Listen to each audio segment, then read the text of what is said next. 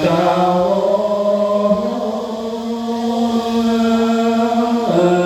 ถึงพระองค์กลับบ้านจงภัยได้แล้วก็ควรไม่เสีย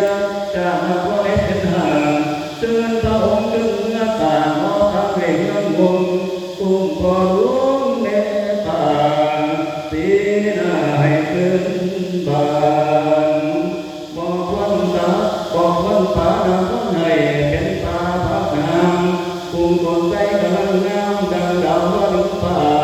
บอกวันโอกาสการไปบอกคนศาสนาจงยังเอาเอื้อ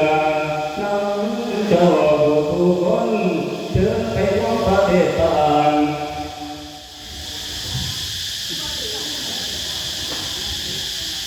ให้มา